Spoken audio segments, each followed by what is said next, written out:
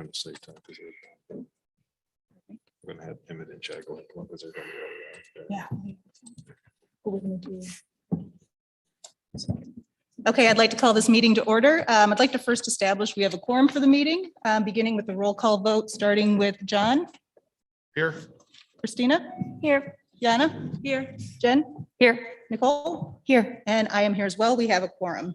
Christina, has this meeting been properly noticed? Yes, it has. Okay, I want to remind our in-person attendees that masks are required to be worn at all times. Eating is not permitted, and failure to abide by the rules may result in removal from the venue. So I very much appreciate everybody's cooperation with the rules tonight.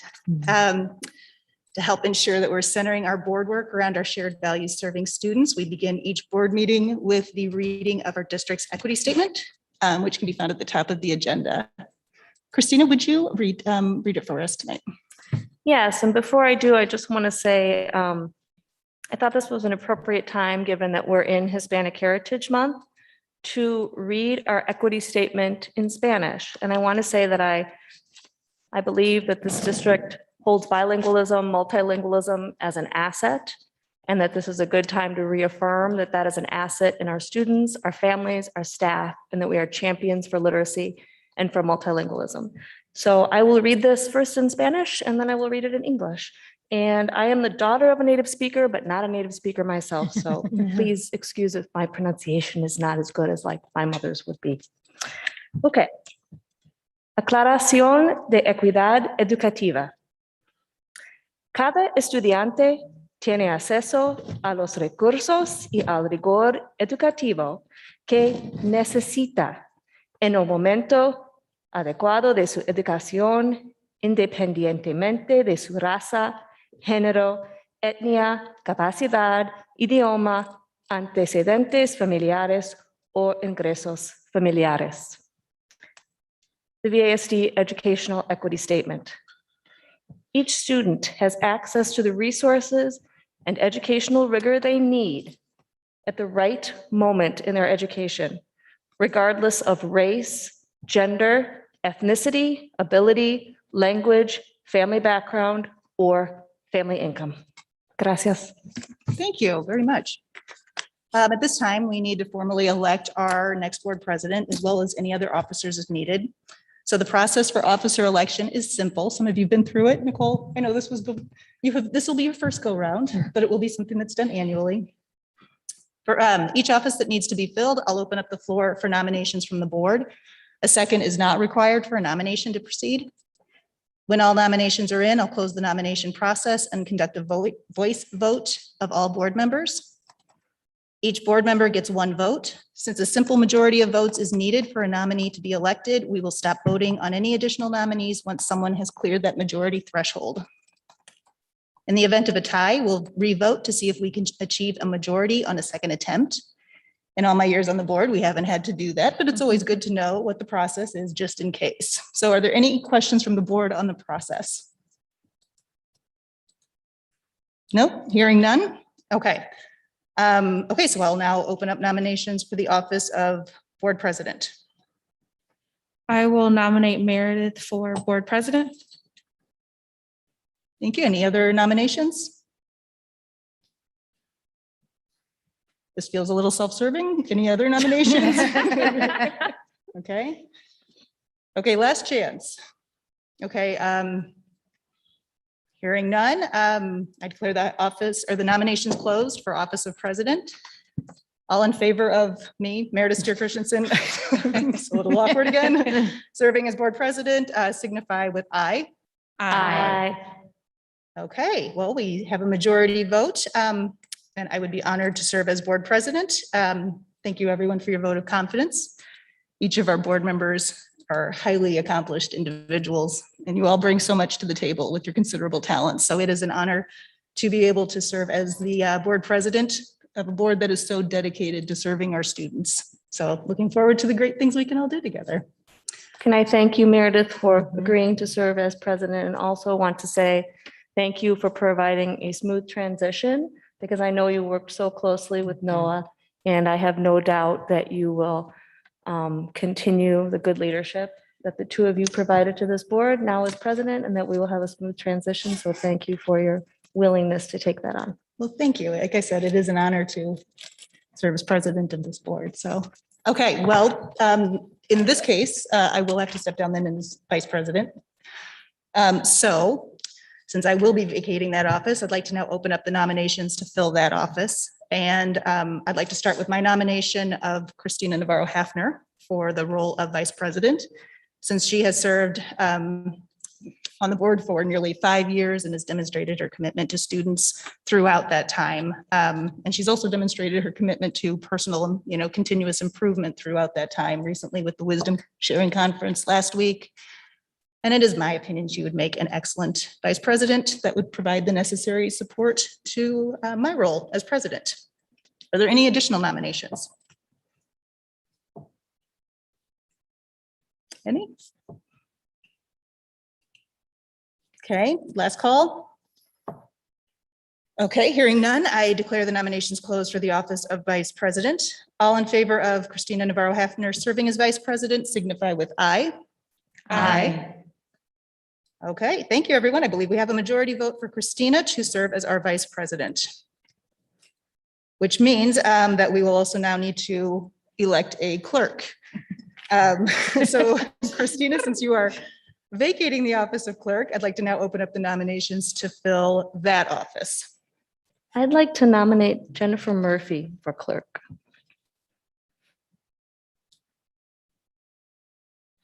Okay, any other Thank you. nominations? And I will say, Jen, that I think you've served our school district in various capacities. Now, as a board member, it's great to see you at the board table, and I have every confidence that you will serve as a very excellent clerk. Will I get some mentoring? Yes. Great. From someone who's only been clerk for a short time, but sure. And quite effective. So Okay. trusted mentorship. Okay, any other nominations for the office of clerk? Last call. Okay, hearing no more nominations, I declare the nominations closed for office of board clerk. All in favor of Jen Murphy serving as clerk signify with aye. Aye. Okay, thank you, everyone. We have a majority vote for Jen Murphy to serve as our board clerk. So I am very pleased with our new officers tonight, and I know that we're going to do excellent things, great things together as we move forward. I also want to take a minute, though, to highlight that we already have an amazing board treasurer here in place, Ms. Yana Williams, and who's really embraced the role and embraced the steep learning curve that has gone along with that role. So as our budget should be a statement of the district's values expressed in dollars, Yana has already done a fantastic job in beginning to establish our budgets and values clearly align. As we work to ensure like a high level of district accountability, Yana has already proven to be invaluable in leading that budgetary aspect of that process. So I would be remiss if I didn't highlight her stellar work and say exactly how much I'm looking forward to working with her as we move forward. Thank you very much. That was so sweet. I wasn't expecting that. Thank you. Okay, so do we have any questions? Well, thanks. We can close out our officer elections. Do we have any questions or comments on the remainder of the agenda? Okay, hearing none. Are there any motions to accept the agenda? So moved. Okay, we have a motion by Yana. Is there a second? Second. And a second by Jen? Okay, all in favor signify by aye. Aye. Okay, tonight's agenda has been adopted. Okay, we can move next to the superintendent's report. Dr. Clarity?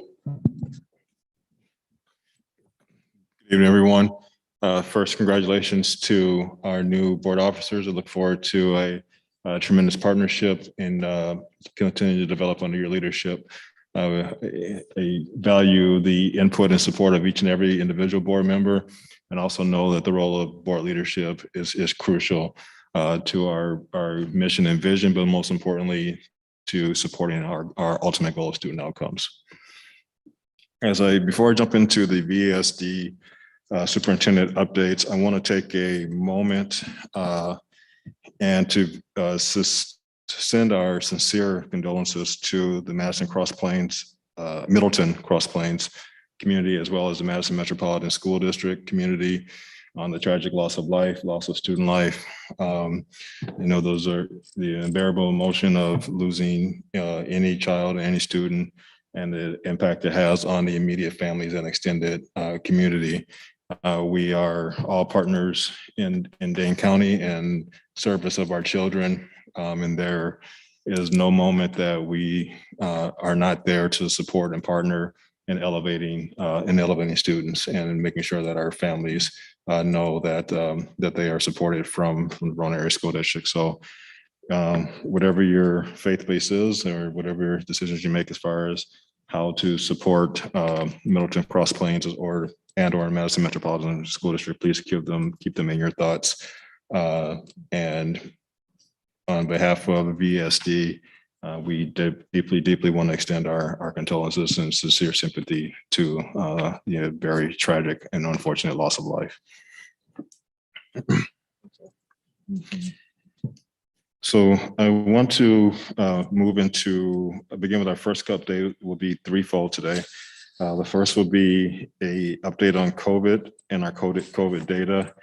The second will be similarly related, but more on the update from Public Health Madison-Dane County and the new order that was submitted today. And then the third update will be in the form of our third Friday count. I want to remind all of us, our public, as well as our board, that this is superintendent updates. And so while there is a question slide, a discussion slide, that is in the form of just clarification on what was presented. Deeper budgetary implications and things like that should fall under policy, and we will discuss them under those policies for board action. So we'll begin with the COVID updates. Brianna, if you can move to that slide, please. So as you know, we've updated our website and our dashboard to provide a rolling update that updates itself every 5 minutes. We want to be as transparent as possible with our community on our numbers, and continue to support the strong mitigation strategies that we have put in place, and will continue to keep in place to maintain and support a safe learning environment. Remember, our ultimate goal was and is to keep students in our schools 5 days a week, and try to have as limited amount of interruption to that process as possible. So if we look at the 7-day rolling report, in the last 7 days, we've had 5 new COVID positive COVID cases, excuse me. There'll be 2 at Core Knowledge, 1 at Country View, 1 at Sugar Creek, and 1 at Rowan Area High School. That brings our total positive cases of the year to 52. I think the fortunate component of it is that we are continuing to trend down. Again, I want to recognize our staff and our students, and primarily our students have been phenomenal in their adherence to mitigation strategies, masking included, as well as the other strong mitigation strategies that we have in place. We continue to support vaccination to those that are eligible as a clear and research-based successfully mitigation strategy as well. So thank you to all those that continue to support that effort. And we are seeing that in the data that it is coming to fruition with fewer cases. And we would like to keep that trend moving forward. Next, I'm going to turn it over to Dr. Durkee to talk about the Public Health Madison-Dane County COVID update that was released today, and for emergency orders 2 and 3. Thank you.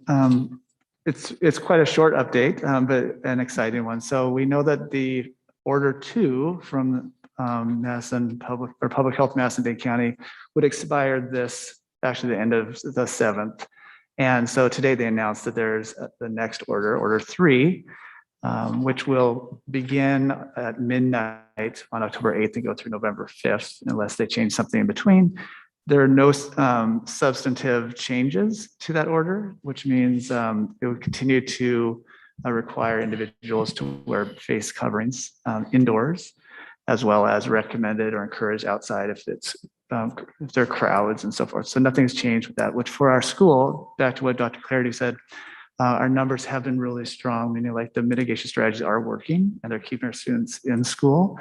And we are all hopeful that as the numbers continue to trend down, not just here, but also even nationally, that we'll see some easing up at some point. But right now, the county has decided that it's not the time yet to do that. And so we're excited to at least know what the next month looks like so we can plan for that. And so that the public is aware of how we're supporting our schools and keeping all of our kids in school. Yeah, so that's the main message on the orders. And because there are no changes, it's kind of seamless. We don't have to wait. In the past orders, we was always like waiting for that change to happen. We just get an extra month here. So. All right, thank you, Dr. Durkee. I'm just going to do a quick pause to see if there are any high-level questions specifically for the COVID updates that were just submitted, and then we will transition into our third Friday count. Hearing none. I'm excited to have two of our assistant superintendents, Dr. Durkee and Chad Weesey, representing business services and student services, to give an update on our third Friday counts and again, high level data as of today, Yeah. actually, as of Really today. new information. Is that a hornet? I don't know if that's a problem.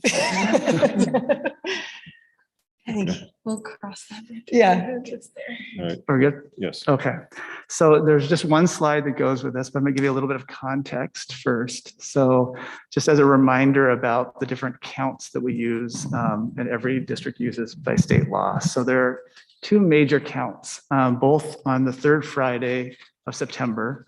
One is called the membership or pupil count, or actually enrollment or pupil count, and that is a financial count. And I'll get to that in a second. So it's the purpose of that is to provide the data necessary for financial reasons. That count, the pupil count, that happened on the third Friday of September is revised the second Friday of January. So what that means is we count our students on the third Friday of September. This year, that was the 17th. And I'll get to a little bit of the process here in a second. And then in January, we revise that based on students that moved in or out after the third Friday. And so that allows for, like, again, it seems somewhat arbitrary to the outsider that like one day in early September counts for so much. And so that allows for some flexibility there based on move-ins and move-outs, especially in districts that might have a fair amount of move-ins or move-outs. So that's the one count. The second count, which I'm not speaking to today specifically, is called the membership count. So also on the third Friday of September, we look at even other pieces of data around students, and that information is used for federal accountability measures. So that data or those data actually upload automatically from our system to DPI, and we clean it up and make sure it's all accurate by December. That's not about finances. That's just about making sure we have all the background and demographics correct. And there's a lot that goes in with that. And there's a lot of people in the district that work on that to make sure it's exactly accurate. And then that's used, again, like I said, for state and federal accountability measures. So the purpose of this slide is to give you a high level overview of what our results were from the financial measures or the pupil count or enrollment count.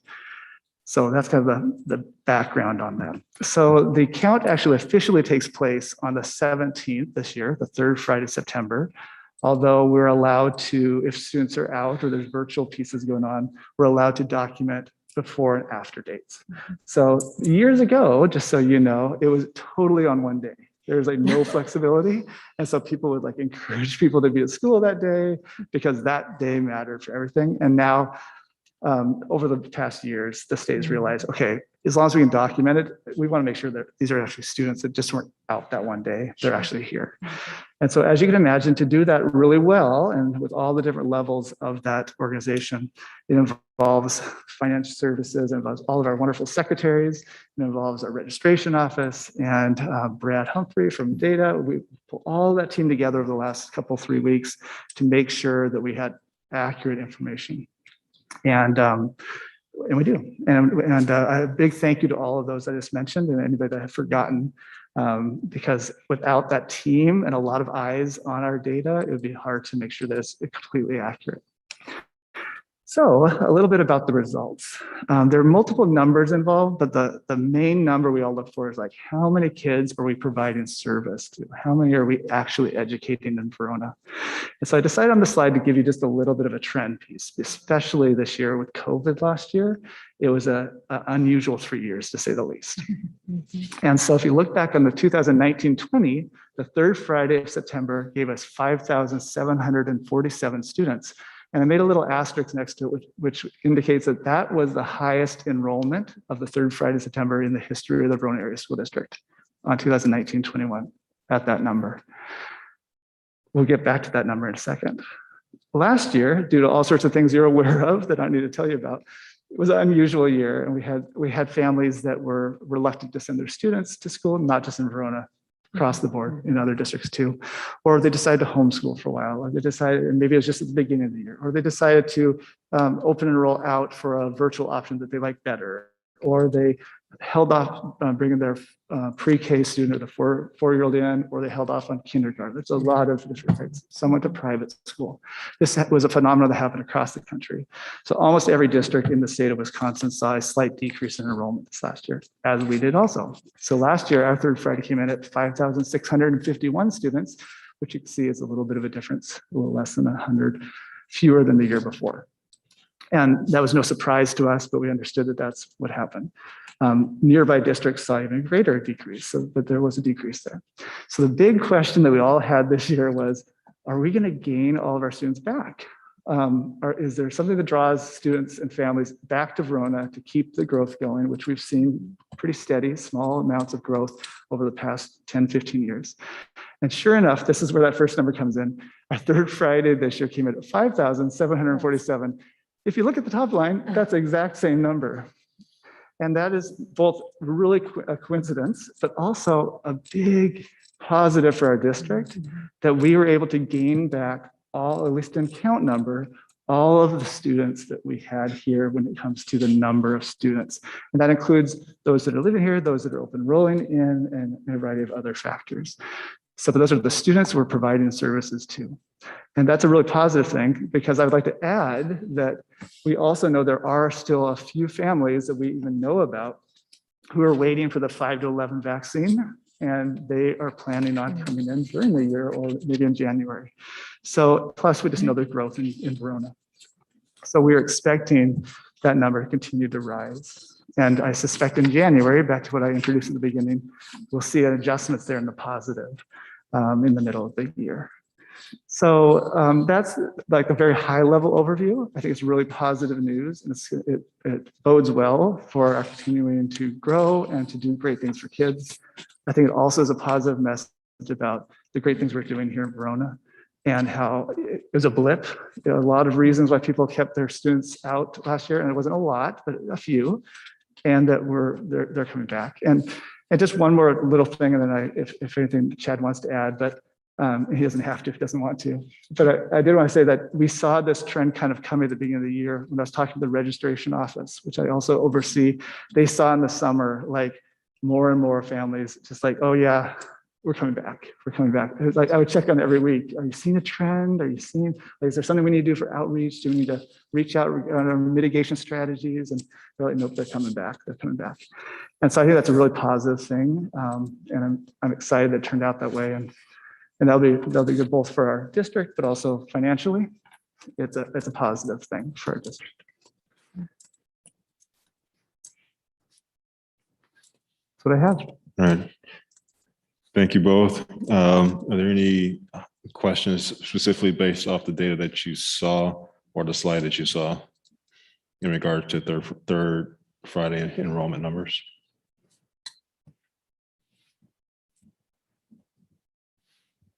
All right, hearing none. Thank you both. Thank you. Thanks. Okay, so as we're moving into the focus on operations section, I wanted to take a minute and review with the board, do an overview with the board of the first year of the board's operational or OE monitoring process. It helps me if I can visualize it. So there's a PDF in board docs. I think it's under section 5 that has a graphic of just what this first year timeline would be and what our steps are. The first year that we monitor any new policy, it will be a little bit different than our process in subsequent years, since there's a couple of extra steps when we're dealing with a new policy. So if you look at the graphic, we started the process with the board developing and approving a full set of OE policies, which we did. We developed them over the summer and we approved them just at the last meeting. Brianna, can you move the slide, please? I don't think it's on, I think it's in the, In the back. yeah. Okay. Forget that. I'm keeping a close eye on our little friend at the meeting here. Okay, so the next step in the process then, after we develop the policies and approve them, the next step in the process is that involves Dr. Clarity and his team interpreting and developing our compliance indicators for each of our policies. And the schedule for this is based on our annual work plan that we've set out over the summer. The board's first monitoring step comes after that. And this is the step we're going to be going through tonight with OE2, Emergency Superintendent Succession. Dr. Clarity will present the board with his policy interpretation and his recommended compliance indicators. The board's job in step 1 is to determine if the policy interpretation presented is reasonable.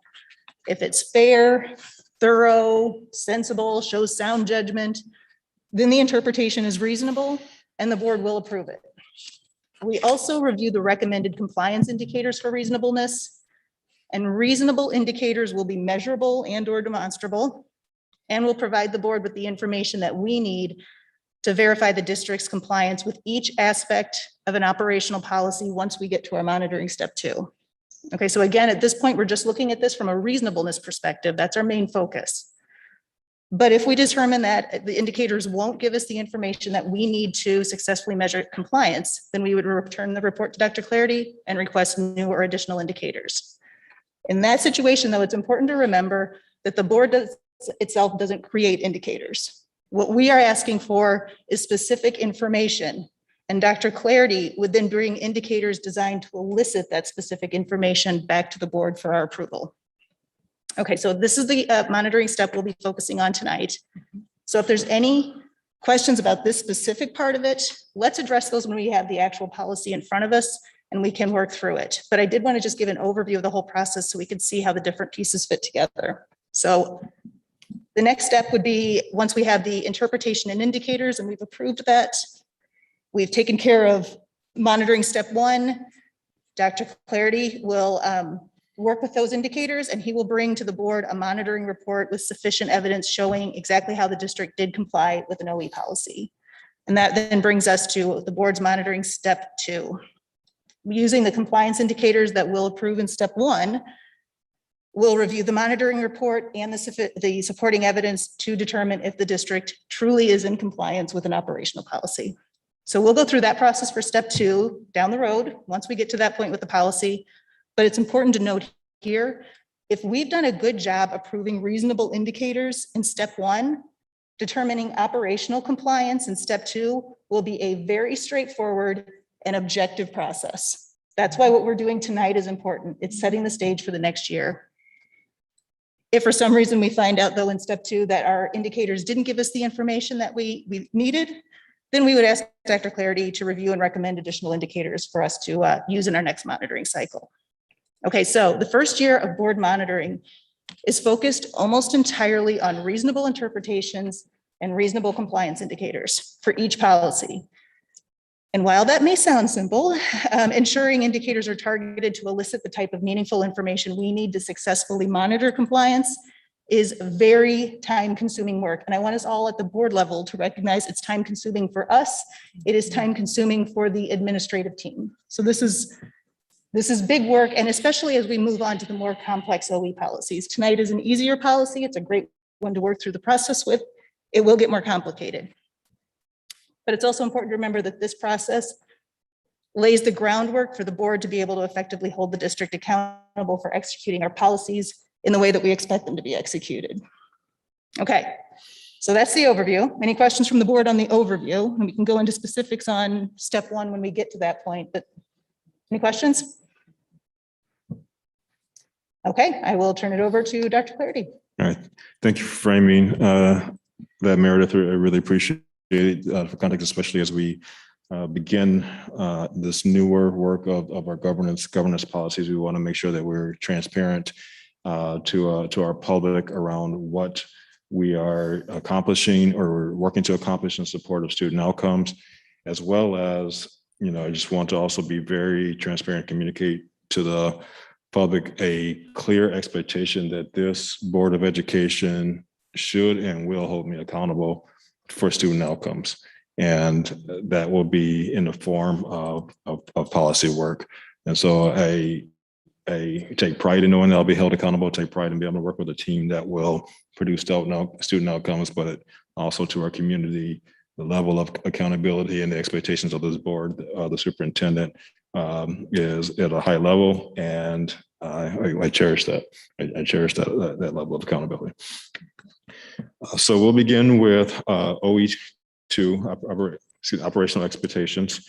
I'll begin with the reading of the policy. The superintendent shall designate at least one other executive staff member who is familiar with the board's governance process and issues of current concern and is capable of assuming the superintendent's responsibility on an emergency basis. Of course, I desire that this policy never has to come into action, but we also know that in times of, our ultimate goal is the safety of our staff and students, and this is a crucial component to ensuring that those safety parameters are in play. So let's begin with the interpretation of what does this mean? So that's policy, but what does this really mean for us in our work? What this means is that in working with the current cabinet, we have created a succession list of 4 names in specific order for a reason. And these people will fill in for the superintendent on an emergency basis. And that list should be aligned to what we call our incident command structure for use during crisis situations. And I'll get into more specific definition of what this means next. So when you talk about an executive staff member is a member of our senior leadership team, which you see many of them in the audience today, or the superintendent's cabinet. The superintendent's cabinet are direct reports of me, and there are 5 members of that.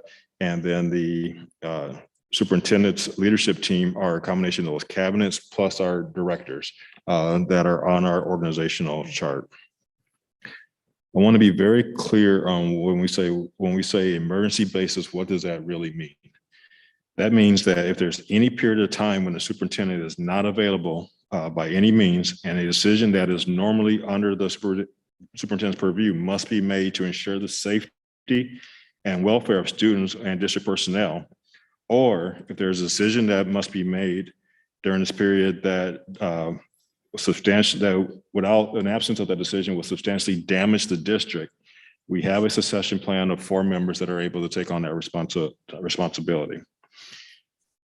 The emergency state would end upon reestablishment of communication with the superintendent, or if the superintendent is deemed by the school board as incapable of resuming his responsibilities. And at that time, the school board would appoint an interim superintendent to move forward. So I'm gonna pause there just for questions on interpretation and definition of the terms that we're using. And this would be a time for the board to ask questions that are specific to Dr. Clarity's information, and to keep like the reasonableness interpretation separate for a different board discussion. So just to kind of help frame context. I have a question, but I don't know if it falls in this section or the Right. indicators, so I'll Okay. just ask and we'll learn together. Absolutely. So my overall question is, at the top, it states that this member would, another executive staff member who's familiar with the board governance process. Correct. So I just wanted to understand if maybe it is an indicator.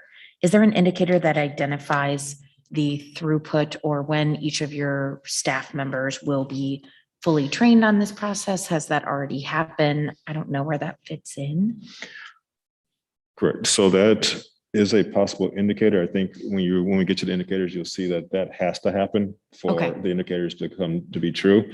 As I've talked about at previous meetings, as soon as we embraced and took on the governance model, we restructured our central office leadership team Yeah, meetings I feel like you're already there, kind to of. not just in book study, but also in practice, understanding what it means to work through this governance process. As you know, we also had 2 of our members present for some of the governance Yep. training itself. Yep. And they were able to take a lead in being able to just deepen their work, but we've made it a priority that each member of the Central Officers team is trained in both books on the governance model, as well as we feel very comfortable talking about this because we practice it at Central Office Leadership Team before we come to you. And that is part of our ensuring that they understand each of the policies and governance model as well. And this has been incorporated into any like onboarding of new staff members as well? So fortunately, I've been able to hold strong with my cabinet the way they are. Yeah, so I please don't have- leave. Yeah, No. yeah, but that would be an onboarding Okay, process. great. Yes. Yeah. Great, thank you. Any other questions? Okay, now moving into the specific indicators that I am putting before the board as a mechanism to indicate next year when we review this policy again, whether or not I, as a superintendent, was in compliance with OE2. The first indicator I want to present to the board is the current version of the emergency superintendent list and ensure that it is filed in superintendent's office and has been made available to board members, which was in your board docs, cabinet members, which I can adhere to, and that our building principals will receive this via email. So they are aware. Also, the copies are available with our executive assistant, who is currently held by Rihanna Smith. The second indicator that would show compliance is that electronic copies have been shared with senior leadership team as well as 2 staff members located in the district office reception area. Electric copies are also available on the Verona Area School District website. They are currently sit under policy on the website under OE2.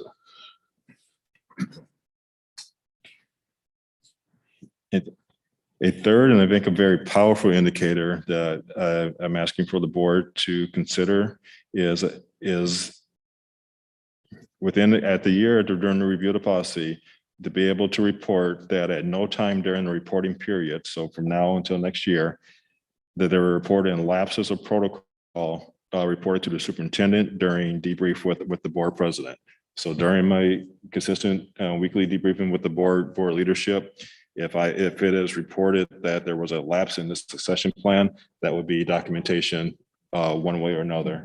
But that would be a clear indicator of whether that we are adhering to OE2. And final indicator is if we are able to report at no time during the reported period, there were lapses in protocol reported to the superintendent when debriefing with the appointed successor. So there's an expectation that the next person in line, we do a follow through and debrief, and during that debriefing that they are able to report and also show evidence that there were no barriers or lapses in the protocol that we have established. That's why indicators 1 and 2 are also so important, because we want to make sure that that is very transparent and evident to the rest of our community and our leaders understand a clear succession plan. So I'm going to pause there with the indicators because I think that's where the brunt of the conversation will go. For reference, I want to make sure everyone understands when we say incident command structure, what we're referring to. Our incident command structure in glossary terms is really our management concept, which is designed specifically to allow responders to adopt an organizational structure and allows us in the event of emergency to have clear lanes and roles of responsibility and know who is responsible for those lanes in the event of an emergency. I'm very thankful to our Director of Security, Corey Saffold, who helped in the design of that under as well with Chad Weezy. So, but not everyone knows what the incident command structure is. So we wanted to put that in glossary terms for our public to know. For indicator 4, what is the cadence at which that debrief with the appointed successor happens? That is immediately upon my return. So for instance, we would put this into place. There was an example of it 2 weeks ago when I needed to attend the Wisconsin State Superintendent training. We all, every superintendent in the state goes to this training, and that larger caucus. We put the next successor in place. As part of that process, I do a formal debrief, sometimes written and also, but majority of the time it's verbal as to where all the protocols follow today. What is the state of this district, and were there any barriers to our succession plan? Gotcha. Happy to report no in the short amount of evidence, but that would be an example when that would come into play. Thank you. So maybe to parallel with that and thinking about having these indicators in a concrete and quantitative way a year from now, Mhm. would it behoove those debriefs to end up in some sort of written form? Whether, I mean, right, just a short summary to be able to fully, completely document that those occurred, and when they did occur, that protocols were followed, no incidents, no concerns surfaced. Yeah, we I mean, could, just thinking about the evidence on the backside of Yeah, this. Well, that, the evidence that you provide will be what you determine is reasonable evidence to support the indicators. So I think that would be in your discretion on how you want to present that to the board.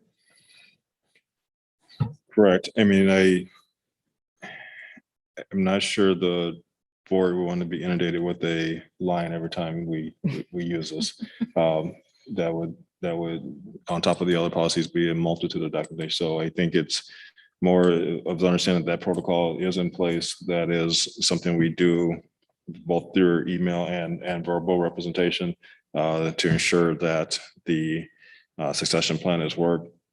Also, I think in all transparency, I have no desire to be away from the district, but I do know that does have to happen for contractually. I am obligated to go to some of the state and national trainings to represent the Pearl Area School District, and I'm very confident in our team when those situations arise. Thanks. Johnson. So my question along those lines, and maybe I'm just not understanding this correctly, but so it indicates that there's, I mean, the policy and the interpretation indicate that there's a succession plan, but they don't specifically say that the debrief after these events happen is part of that plan. So then later, when it talks about this protocols and being reported out with the board president or with the superintendent,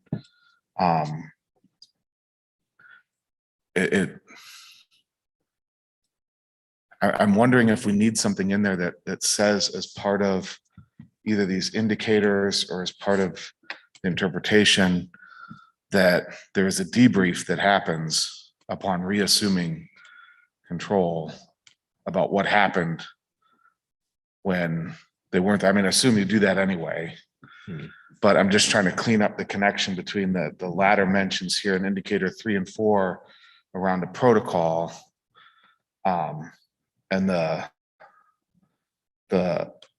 OE2 and the interpretation above, which lay out a protocol, but without necessarily requiring a debrief. Hey, John, I'm going to jump in, Dr. Clardy, if you don't mind if I address this part.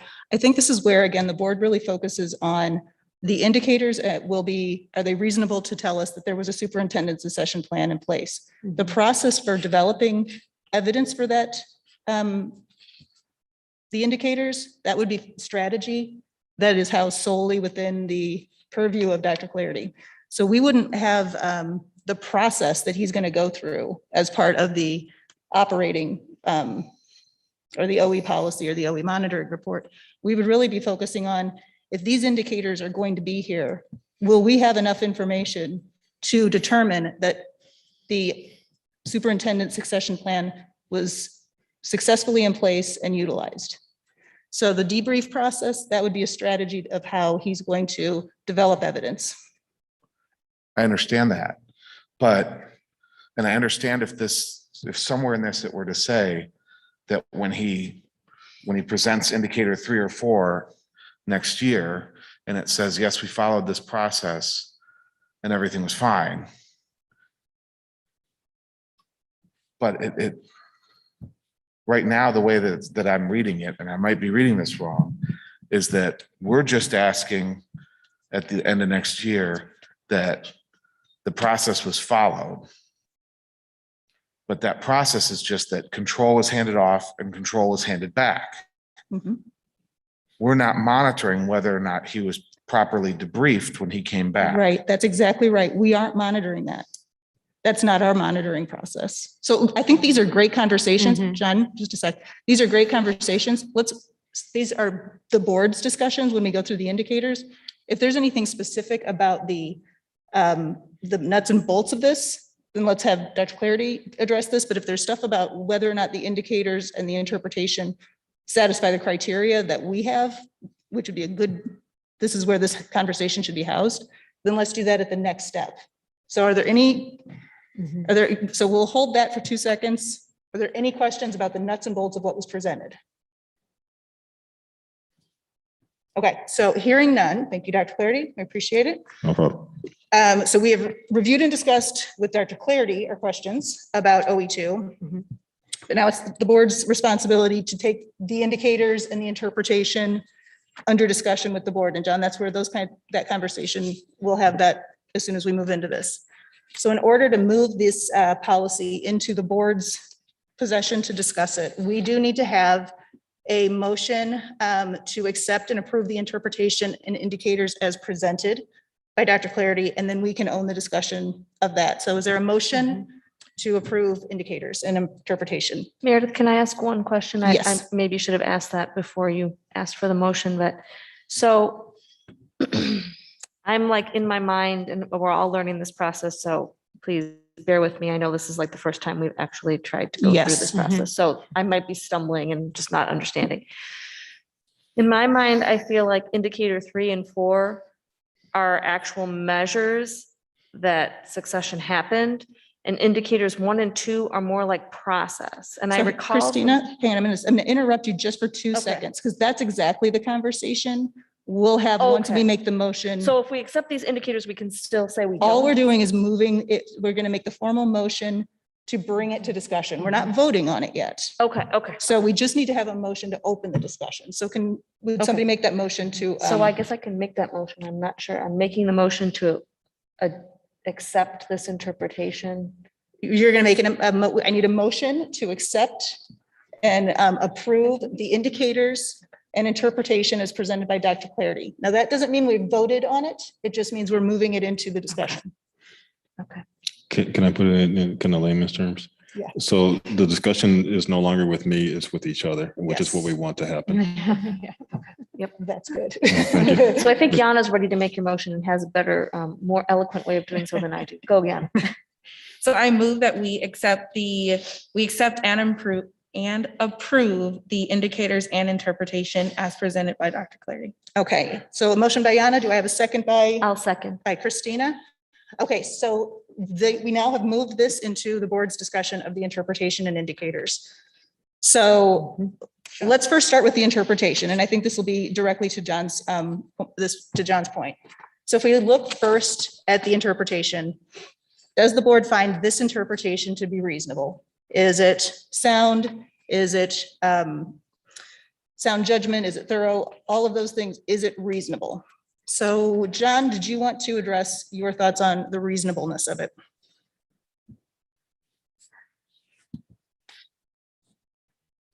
Just the interpretation? Just the interpretation at this point.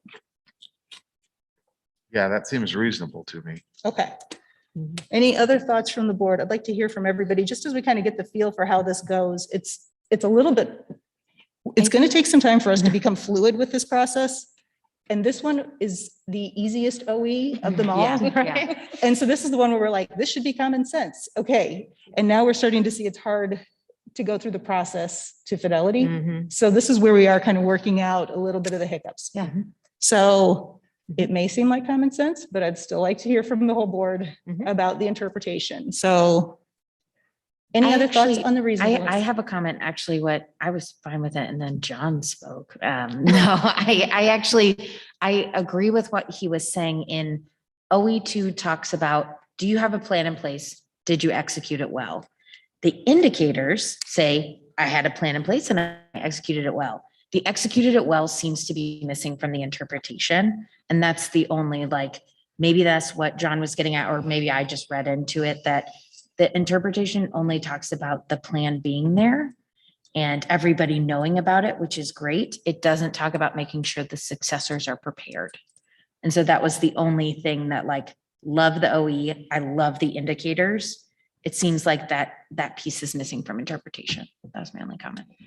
So with that piece of it, and I don't know if we're still, I don't really know if we're like just saying our comments or We're just gonna answering say each other's, but to your point and yours, John, if you remember when he comes back in a year on the document where I think it's the cover page where he Mhm, tells mhm, us, like, I am telling you that the information you see here is correct.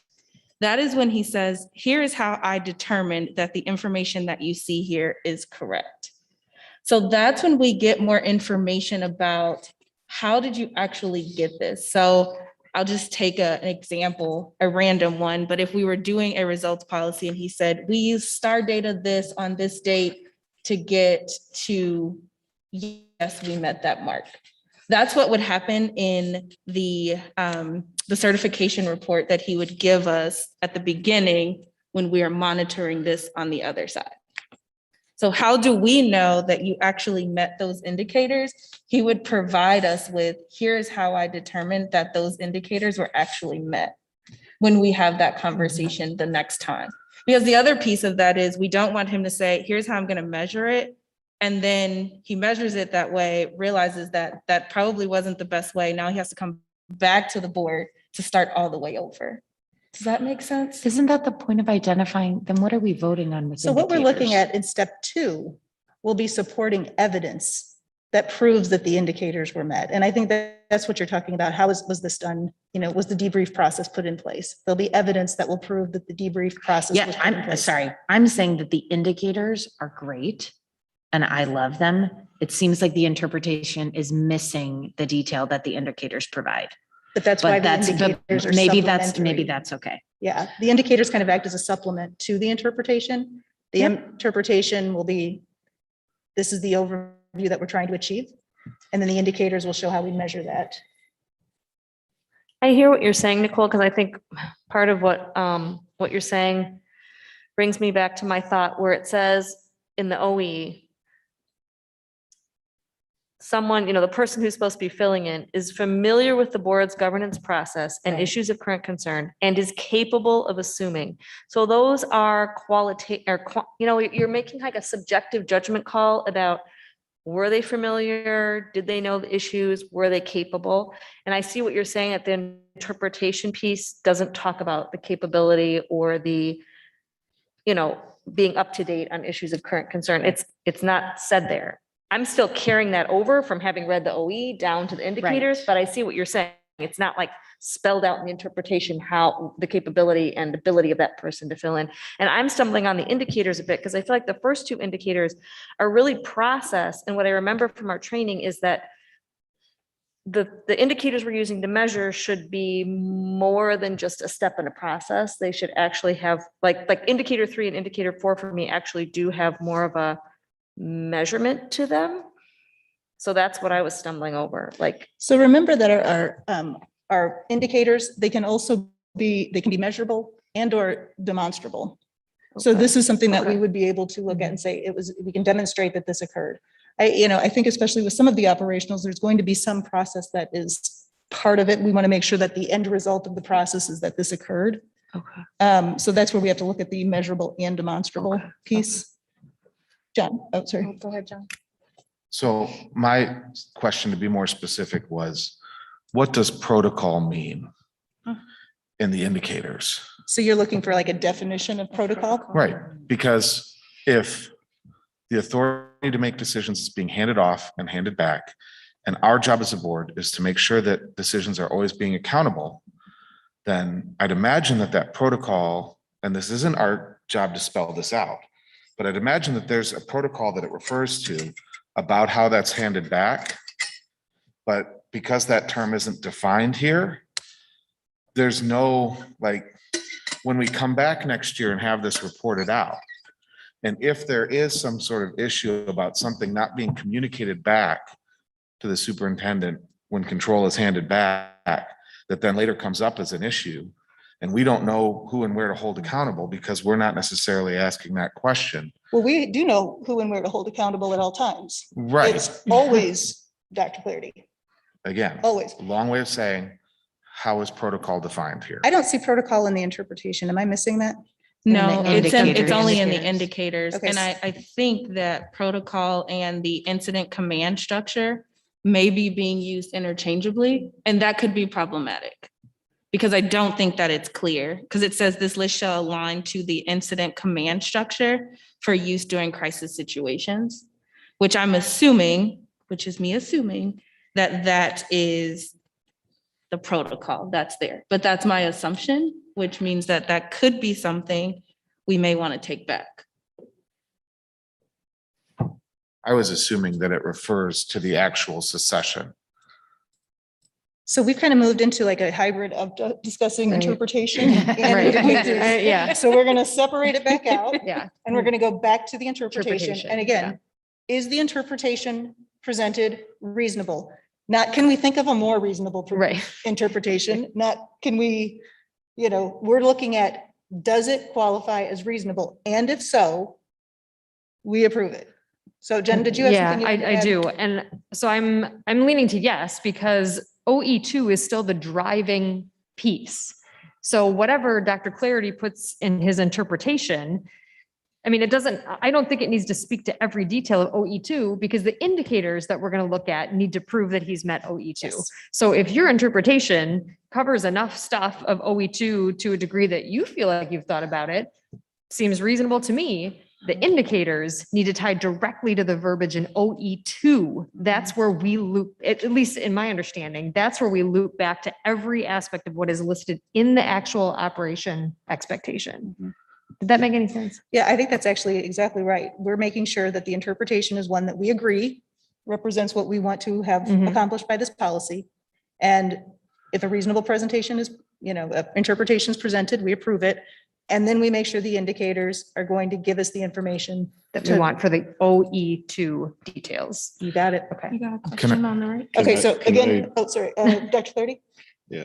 And I will readily admit I'm not supposed to be talking right now. And so- We're working out this but- whole but I- process. That's fine. But I want to try to help us along here. So to John's question, and I'll use that as an example. At no time during the reporting period were lapses in the protocol reported to the superintendent during the debrief. So now we're only talking about the debrief with my next chain in command. So for example, if I'm talking about the assistant superintendent of business services, we are in our debrief session. He reports to me, this situation came up, the principal called me directly. Protocol was followed. He reports to me, the situation happened at building A, the principal called Dr. Hawkins first and did not call Chad. Protocol was not followed. And so I would mark that as an indicator, no, our protocol was not followed. But, and that's is only during the debrief are we having like, this indicator is only for the debrief. And so I'm talking about that process. I am talking to my next chain of command. Did the people that we have communicated to follow the expectations protocol? So I can maybe add expectations to that, but protocol of the chain of command that has been presented to central office leadership team has been presented to our building leadership with the expectation that this is the order by which you receive a response in the event of an emergency. Okay, So- John, go ahead. What was about just the interpretation? About just the interpretation. Hmm. So and I'm going to start with my reading of O2, is that this is an ongoing thing. This is a policy, like we're kind of in a spot because we're doing this all for the first time. But this is to ensure that this process, or this protocol of transferring authority is followed well into the future. My question about the interpretation is that it's written, as it's written, is about creating it for the first time. It's not necessarily written to define a process that's ongoing. So like, if you were to say like the superintendent with input for cabinet shall maintain a succession list instead of create, that would make a little bit more sense to me.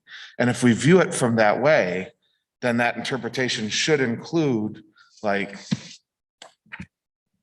yes, the power is transitioned, it's transitioned back. This is the protocol that happens that's down there. And I can see that sort of happening. You know, whether or not it's debriefed, I get is, and how it's debriefed is, and how it's done is his purview. But do you see what I'm saying about, so I think my hangup came from the tone there that's being written in. I think your note about changing create to maintain Yeah. is well taken. And I think that's one that we can, add in as an amendment to, if the board, agrees. I'm not following the part about protocol because I think you're starting to get into, this is again, we're looking at, is this an unreasonable interpretation?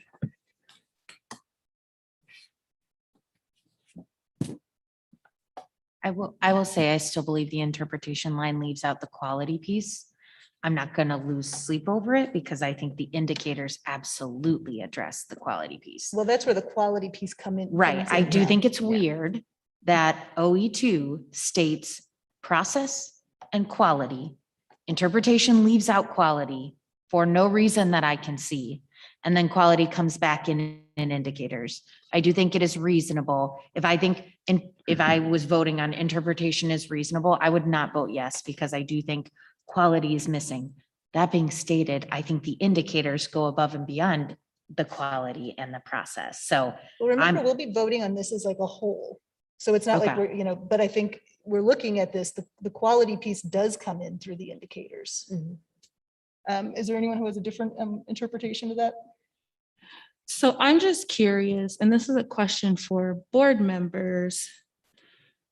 When we say that we want at least one other executive staff member who is familiar with our board governance process, in the interpretation, would we not assume that he created a succession list with at least 4 people who indeed do have, or who are familiar with the board's governance process? So you're saying that's kind of baked into the. Right, I'm just Okay. curious, Yes. I'm just wondering why we would want that repeated That's- somewhere. that That's my was the- question, and that's my Mhm. question to us, why would we Yeah. want them to restate that these people are in fact familiar with the board governance? because process? I think that's the point of an interpretation, right? You're restating in your own words what someone has written in policy.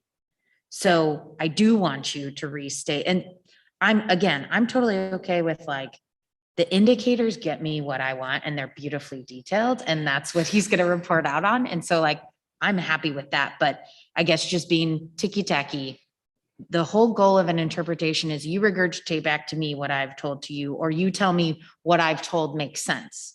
And to me, when we start to use words assume with things like policy, I don't assume anything in a contract. I don't assume anything in a policy. So that's the only place where I'm getting thrown off. But at the end of the day, I can also get over it and accept this because these indicators get at that detail. So I will not. Okay, so I think we've got a general sense that, okay, interpretation is reasonable. I think there's still, some concerns that you feel like are addressed. right, And I think that right. John's point about changing out create to maintain is one that's well taken. Let's take a look though at then the indicators to see, again, we're going to judge reasonableness of just the indicators now. I think the Measurable, indicators- demonstrable, and will they provide us with the information we need to verify compliance with the fact that OE2, that there was an executive staff member who is designated in the place of, to serve in the place of Dr. Clarity in the event of an emergency.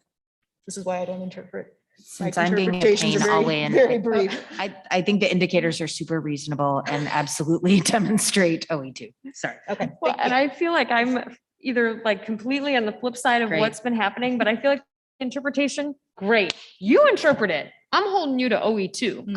Right. So when I look at OE2 and then go to the indicators, I don't see an indicator that states that these executive staff members were trained under our governance process.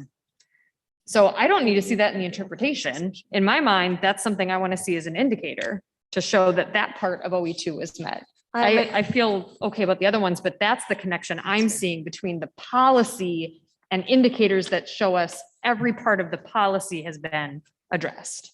I'm in agreement with you on that because I was thinking, let's say something happened and this person who was in succession was here at a board meeting with us because our superintendent couldn't be.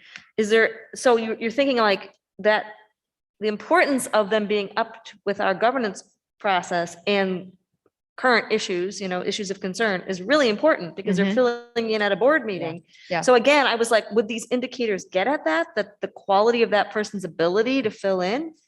That's the part that I'm stuck on too. Like, where is the indicator that shows me the quality of that individual's preparation or whatever it needs to happen so that that person's prepared, equipped to be very successful as the the person or the replacement. See, and that's exactly where I think Meredith corrected me, that process is up to him. His cabinet members should always be well informed. We don't need to tell him how to do that. But do we want an indicator to say it was done? Well, it's going to be part of the certification process. So when Okay. we come back to monitoring step 2, Yep. Dr. Clarity is going to have to certify to the board that these all occurred, that all of the indicators occurred. And part of that, in that is they were equipped to do so. And I don't know right off the top of my head, but I believe one of our policies for the superintendent is that his cabinet is trained. I don't remember the policy right off the top of my head because I don't know it by heart. Sorry. But if I remember correctly, that was one of the policies that we set when we were setting his policies. So I just want to quickly remind our board that we were intentionally trained to stay away from strategies. The things that you're asking that are not here are strategies. We are specifically staying away from strategies because that is the responsibility of the superintendent to implement a strategy so that the indicator does not fail. You will know that I did not have an appropriate strategy if the indicator fails. And so that's why we're trying to wrap this into the stage of the indicator. If you give me an essay and give me a topic, then it is my responsibility to develop strategies to inform you of that topic. Right now, you're looking at indicators. You give me the proposed indicators, then it is my responsibility to put every strategy possible to make sure that indicator does not fail. And that's where we are really kind of in the sauce between the lane of the superintendent and the lane of the board. So if you. Could I try and? That's exactly right. I think, again, let's recenter again. It's going to take some time to become agile with this. We are only focusing on, do the indicators give us enough information to determine if Dr. Clarity adhered to the policy? Yeah, and I think what you just said kind of resonated with me, Dr. Clarity, because if for some reason, Jen, to your point, and Christina, if somebody wasn't trained, right? They didn't understand this process and they are sitting in for you. And they say they don't follow the correct process. In your debrief with the board president, Meredith will say, nope, there was a lapse in protocol that didn't follow. So I think that for me, clicked of like, Agree. how that's covered by the indicator. Yeah. So I think that this is helpful mixing. It an really does indicator and a highlight strategy. how hard it is to separate indicators. Oh my gosh, it's which ridiculous. and Yes. strategy to achieve Yeah. indicators. That's not our role. And helpful to do this in what we're all sort of agreeing is a hopefully Yes. mundane operational expectation to try to hash this out now. Like, because we are talking about something that I think we all would agree is like common sense. Yeah. Yes. This should be in place. But as you see, these policies do get far more complicated. There's a reason we're doing this one first, because it's hard to kind of focus our attention on the right things and make sure we're not focusing on areas outside of our lane. Yeah, I agree that it's a simpler worded policy that does not take away from the amount of responsibility and accountability I have that if I step away, there are 5,747 47. students that I Yeah. need to have a trusted, trained, Mhm. qualified member that will take the lead to ensure the safety of our district. So I Mhm. do understand and appreciate those, and that accountability level is Mhm. the intentionality of coming back to you in October of next year. When we look at this policy, Mhm. take the opportunity to reread these indicators. Did we fail in any of those indicators? If we did, for whatever reason, and then it's also my responsibility to look at the strategies. Did I put the wrong strategy in place? Mhm. And be able to answer those questions about why we held you accountable for this, and Right. if this indicator failed. Mhm. And so that is my responsibility as well. So, but I think I want to keep us in that lane, let the strategy be mine. Mhm. And then you hold me accountable to these indicators that will show you that the strategies actually were effective. I'm Thank you. impressed by how fast I found what I was looking for in this binder. But in OE4, which is our personnel administration, it says that the superintendent will assure that all staff members are qualified and trained to perform the responsibilities assigned to them. So if they're assigned to being the superintendent while he's gone, we have already stated that if he's going to assign them, he must assure that they are qualified and trained to perform the responsibilities assigned to them. So we do cover that they are trained in what they would be doing.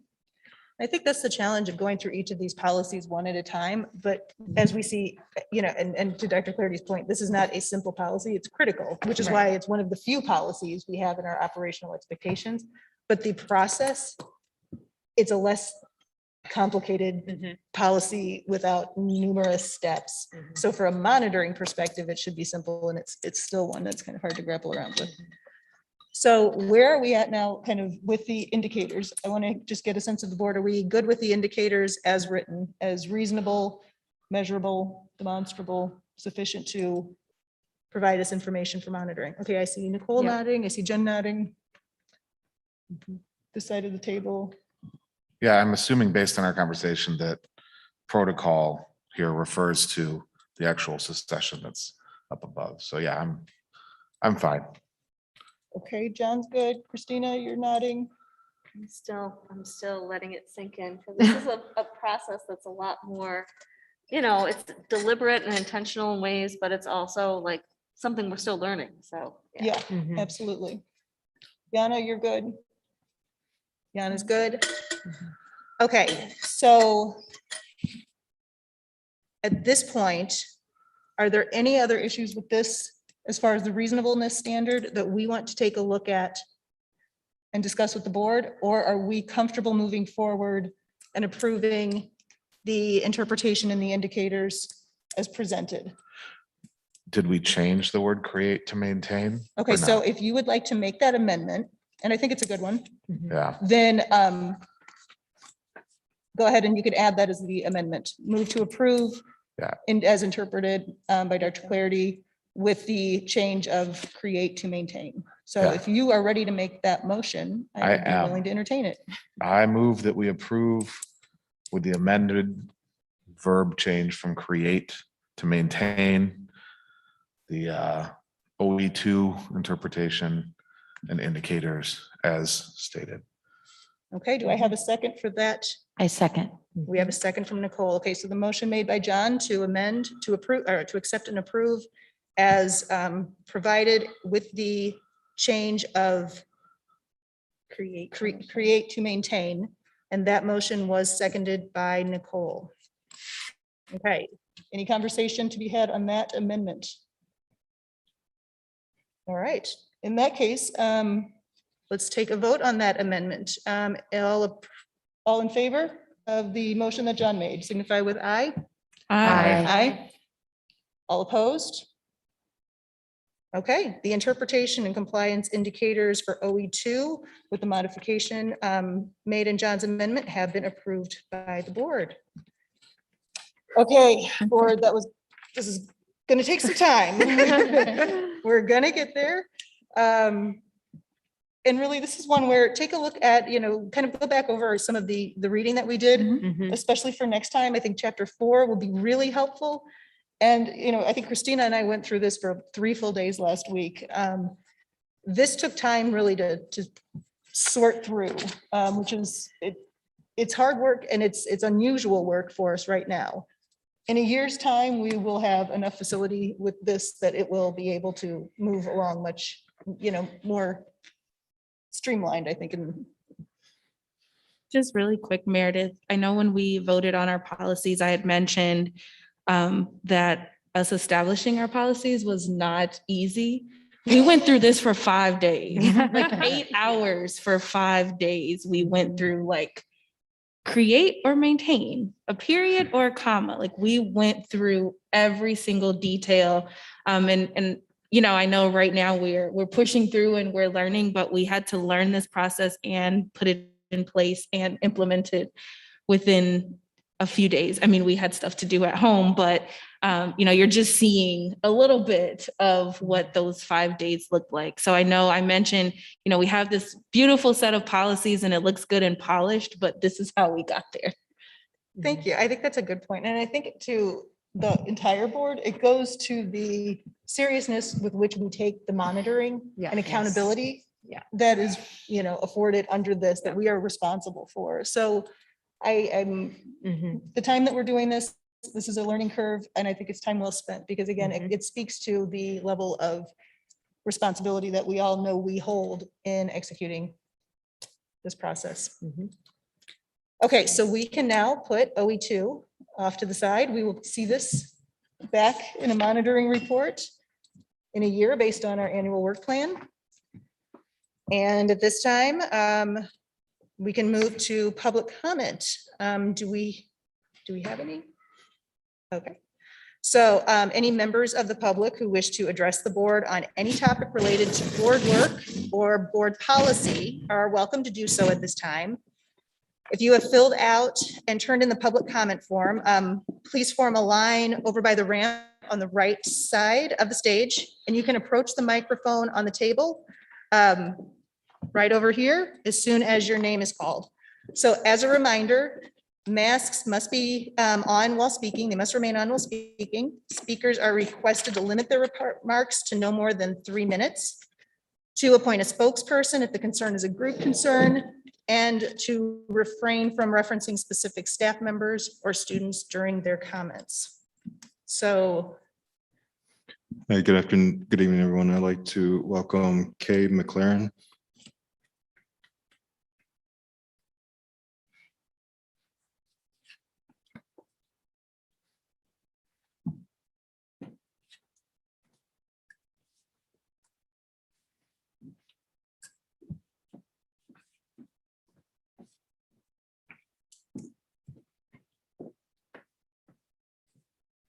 hi, Ms. McLaren. Thanks for speaking today. So Hi. go ahead. Is this on? It This is. is good. Okay. Yes. Hi. I'm here as a mother of 4 children in the district. I'm so glad to hear you guys talking about reasonable, because I am also here to ask you to hear my story in terms of applying reasonable discretion. Listen to it just as parents. I'm asking that you think of the spirit of the law here, with reasonable discretion being applied to the letter of it. We received a call from the school nurse that our varsity soccer player was considered a close contact of someone infected with COVID. 2 full school days later, after the exposure, my son and 3 other soccer players were escorted out of their classes to the nurse's office to wait for immediate pickup. It took immense persistence on our part to find out this close contact was not a teammate, as we were actually told. It was a player of a visiting team. They played outside. Now, we have watched our fair share of soccer games over the years, and it is without question physically impossible to have met the CDC's definition of close contact during a soccer game against a member from the other team outside. Given that Wisconsin is a state which has a constitutional duty to educate our child, when that responsibility is reneged upon, the district has the burden of proof to show evidence as to why they are not living up to their duty. We went up to the school the next morning to inquire. We were shown the Public Health Medicine Sports Action Plan, which was recently adopted after the census for funding, which I can't find on the website, which was not sent to us, which states essentially that when there is no proof of close or direct respiratory contact, all unvaccinated players must quarantine based on this. And I quote, "Anyone who played on the field for 15 minutes or more is considered a post-contact." This 15 minutes of playing time with the affected player need not overlap with my child. This policy doesn't care if the positive child on the other team even played when my child was on the field outside. The chance of virus transmission here is not only minimal, it's infinitesimal. It's not reasonable. When 2 of these players' PCR tests came back during day 5 as negative, they were told that they would not be allowed back to school, even though the test came back in the morning, until the actual quarantine time was finished. This is the letter of the law, not the spirit of wanting to educate. And this is not reasonable discretion. It was very helpful when Drs. Durkee and Clardy intervened and allowed these boys to play in an evening game.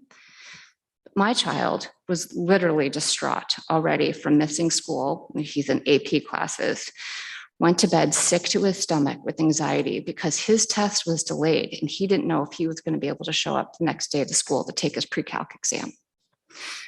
So I have some ideas as to how we can get our kids back in school faster. It starts with rapid antigen tests. This is what I feel our COVID funding is for. These tests are widely recognized by school districts and corporate America to provide instant results. My husband works for one of the biggest tech firms in the country, and they accept the PCR or the rapid antigen test. Just imagine if we allowed our kids to take a daily rapid antigen test in lieu of quarantining. They'd be at school. That's what I feel the funding is for. At minimum, we could allow a rapid antigen test on day 5 instead of a PCR, which could take days to wait for kids missing school. Number 2, COVID funding could be used to take videos of these games, a minimal expense, as contact tracing per Public Health Medicine Sports Action Plan allows for and asks for in these cases, so that we do not have to resort to this very far-reaching 15 minutes of playing time criteria. Remember also that you are sending kids home from school who may or may not have even been on an outside field at the same time as an affected player to protect kids at school who are vaccinated. You would be living up to your promissory statement by offering to look at each sports and quarantine situations through a lens of reasonable discretion here, and not simply applying this public health medicine policy because you can. Thank you. Thank you, Ms. McLaren. We appreciate you taking the time to come and speak with us tonight. Thank you.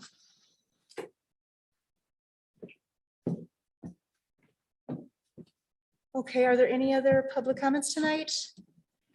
And hearing none, I have no other blue sheets. We can move on to the next section of our, oh, Dr. Clardy, did you have something? Ms. McLaren. I'm sorry. I just wanted to make sure for follow-up, am I allowed to call the number that you presented on the blue sheet? Yes. Thank you. Okay, thank you, everybody. Okay, so next section on our agenda is a new section called board development. And this is where the board's going to house discussions among the board related to our governance culture policies, including the board's annual work plan, along with any topics that should be accounted for within that plan, like community engagement, board development opportunities, things like that. This is also where we'll hear report outs from other board members who are representing the board on outside committees or organizations. Okay. Yeah, can we do like a 2-minute bathroom break? We absolutely can. Okay, we have we're going to take a quick recess and we'll be back in 2 to 5 minutes. Quick recess. I'm gonna take that.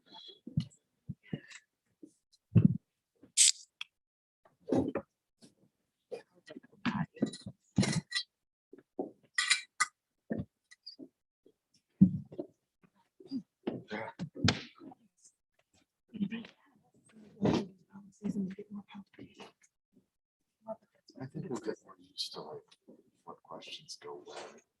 I think it's good for us to do that. Yeah, folks think might it- not understand now because of what this policy is about, but it'll model what's coming. Right, exactly. Yeah.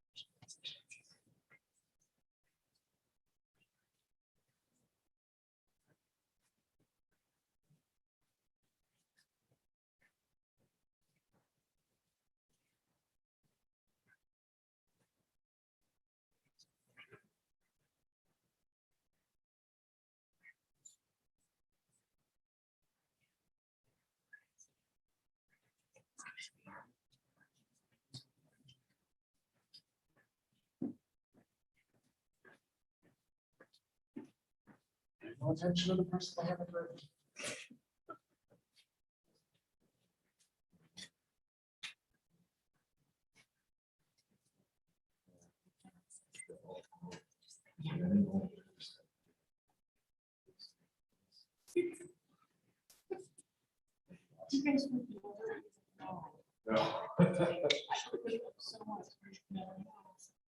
Actually, we're gonna ask for a certain slide, so they need to fill in the rest of the time.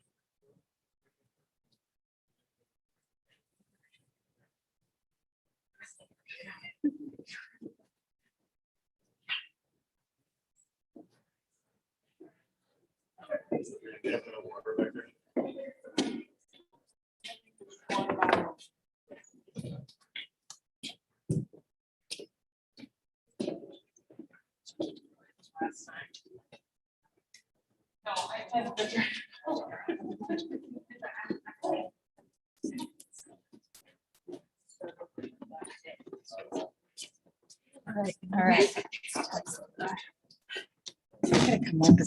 Somebody.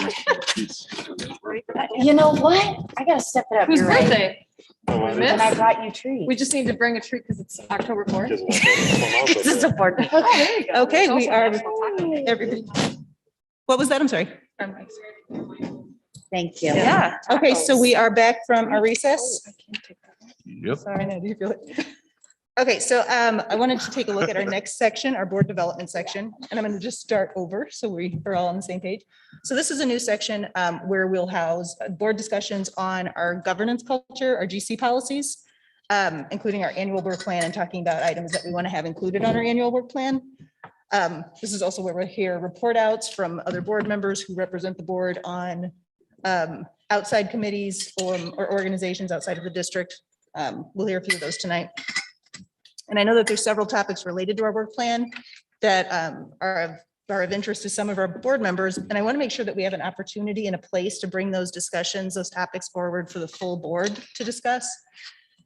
And so moving forward, we'll be adding specific items to the agenda in this section in a way that balances and prioritizes board work. So only topics that are listed on the agenda are up for discussion during a meeting. But if there's something that you individually want to see in this section and have a discussion on, please let me know and I will make sure it's added to the list of topics for agendas and we can work it in and still keep prioritizing our workflow. As you see how our OE monitoring process can be a little bit time consuming. We want to make sure that we're not here till 3 a.m. So we may keep them light this first little bit of time, but we have, I don't want to lose sight of the things that we know that we as a board prioritize. And I think, John has mentioned things like, our onboarding process or community engagement. These are the things that we want to make sure we do have a place to talk about as a whole board. So also, if you are on a committee, you're representing the board on a committee, either inside the district or outside of the district, let me know of upcoming meeting dates. So I can make sure that I get you on the agenda for a report out. Okay, so tonight, this is just a quick overview of what we'll be using this section for. But tonight we do have a few updates from board members, and I'm going to start with John for a CISA 2 update. So I am serving on the Board of Control for CISA 2. And for those who don't know, CISA is the Cooperative Education Service agency that's mandated through the state of Wisconsin DPI. There are, I believe, 9 regions in the state of Wisconsin, and we are in 2, which is a large swath of southern Wisconsin. And what this organization does is supply districts in their region with cooperative services. This might be consulting services. It might be special education. Driver's ed is one that people see a lot of times.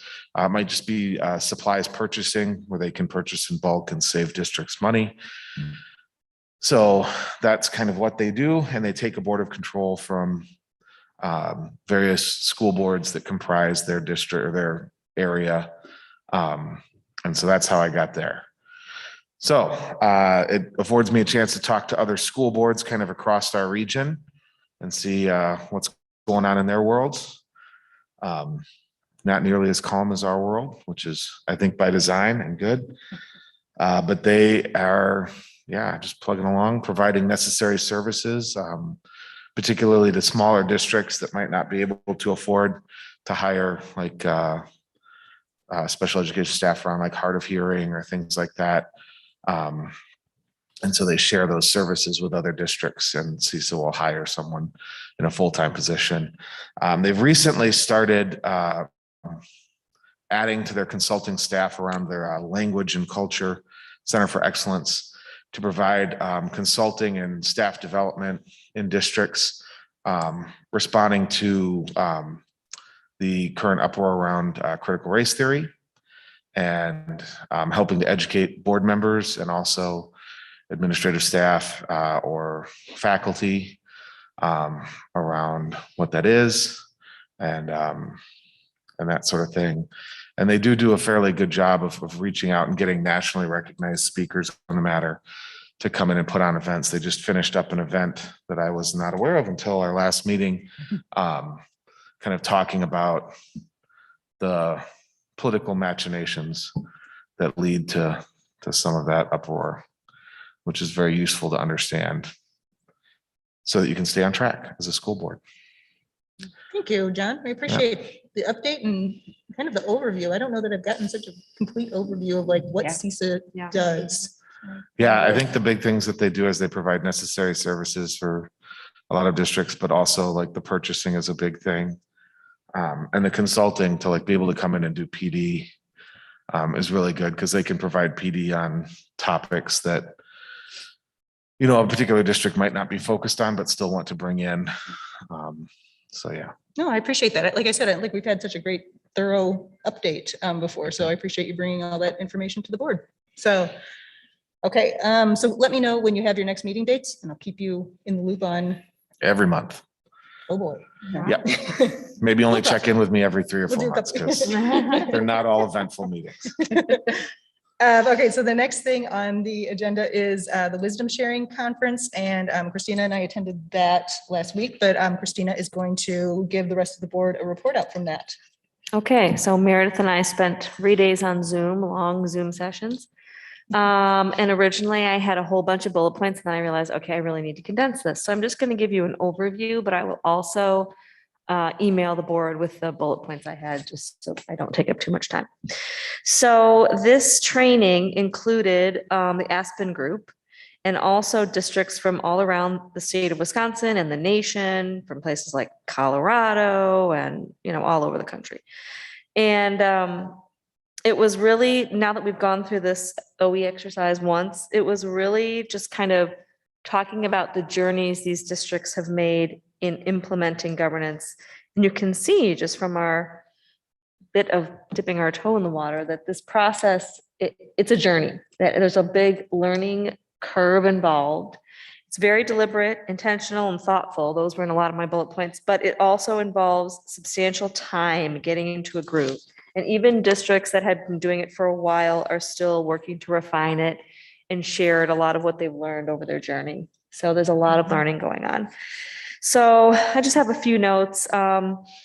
You know, what we just went through with operational expectations, there were districts that prevented like their step-by-step what they do. And they start as many as like some of them 5 weeks out from when they know it's going to go to a board meeting. They back up 5 weeks.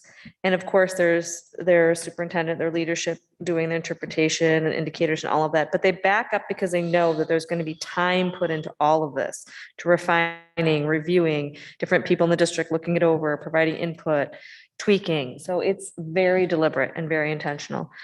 One of the struggles that a lot of districts had, and I think the Aspen Group leadership was kept bringing us back to this, was in doing results monitoring, that boards need to really, really try and protect the time that they spend in meetings for student achievement and student results. And districts would say this over and over. They'd get off track and they'd find less and less of their time was actually focused on that. And so Aspen Group was constantly reminding, you know, it should be 50% or more. There should be a big bulk of your time spent in board meetings on student achievement and student results. And we can all see why that doesn't happen, but it's something that districts were really struggling and are trying to do. There's also interesting points made about student representation on school boards, different processes for that, different models for that, about public comment and formats and how districts handle that differently in different communities, about linkages, so efforts to build strong communication ties with community leaders and key communicators and all of that. So I will send a more comprehensive document to all of you, but in summary, all these districts were still working on their journey. You know, they had examples and a lot of them had been through some very tumultuous times, leadership turnover, interim superintendents having to do, you know, put in process in place for finding a new superintendent. I mean, some community controversies, COVID. But the thing that was really positive for me, the takeaway I had was that because they had engaged in this governance model and this journey, that kept kind of anchoring them, even when they had very bumpy roads. And with COVID, we all know that many school districts are going through a lot of upheaval, but that the governance model helped anchor them and it seemed to be lasting. So even when they had board turnover or leadership change, that the model itself sustained them. It had a kind of a lasting effect. So that was really, for me, a bright point that this model can outlive any particular board with elections and change. So yeah, so just look for an email from me with more details, but I guess those are the higher points of our training. That was a great overview. Thank you. It was, yes, 3 full days on Zoom. I know everyone is wildly jealous of the time that we got to spend sitting in front of our computer screens, but it was really remarkably helpful. I mean, I felt like we learned so much. Christina and I were able to divide and conquer into the different breakout rooms. And I would concur with everything that you said. It was really strengthening to see that we're on the right process, and how successful the districts who have been engaged in this a lot for a while have been through this model. So thank you. All right, so the last part, I just wanted to just give a quick appointment process update. As we know, you all saw the notice for the appointment go out, that we have our applications are due October 15th. And then on the 18th, we will be sending out information to anyone who's applied about what the rest of the process will be. And so I just want to clarify that for you. Depending on the number of applicants, if we have a high number of applicants, then we will have 2 rounds of interviews. If we have, I think we're talking maybe 5 or fewer, we might just do the one round of interviews. If we do 2 rounds, we'll be interviewing on October 25th and November 1st. November 1st will be our target date for an appointment. If we just need to do 1 round, we will be interviewing on November 1st still, that is our target date for appointment. So we've had a lot of emails of interest. We've had good resumes. It's been exciting to see that people are very excited to be involved in our board. So I'll keep you posted, and we'll know more on the 18th. I'll let you know what our numbers look like. Okay, so that's it for me. And again, we'll use this, keep me posted if there's things that you want to see added to this. Okay, so we have a board consent agenda. Has anyone had a chance to take a look at that? Are there any questions? Any concerns? No. Okay, hearing none, we approve the consent agenda with the September 20th, 2021 meeting minutes. All right, so future agenda items or future meeting dates, again, October 18th. Did you have it?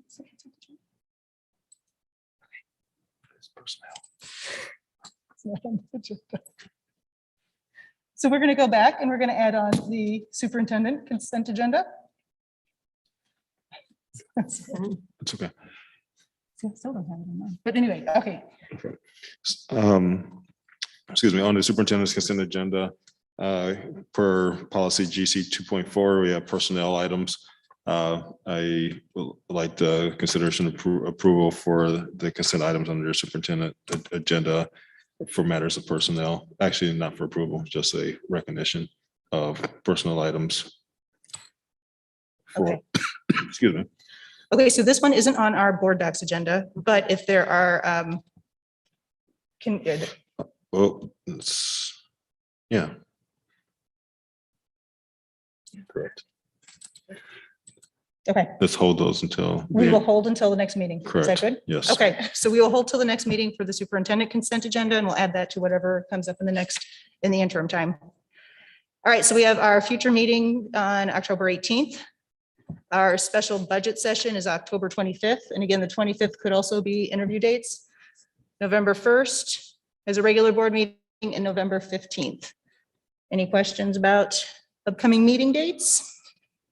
If no questions, then we are going to adjourn to closed session under Wisconsin statute 19.85 sub 1 sub G to confer with legal counsel for the governing body who is rendering oral or written advice concerning strategy to be adopted with respect to litigation in which it is or is likely to become involved. Do I have a motion? So moved. Okay, motion made by Yana. Do I have a second? Second. Second by John. We will take a roll call vote, starting with John. Aye. Christina? Aye. Yana? Aye. Jen? Aye. Nicole? Aye. And I from me as well. We are now in closed session, everyone. Thank you.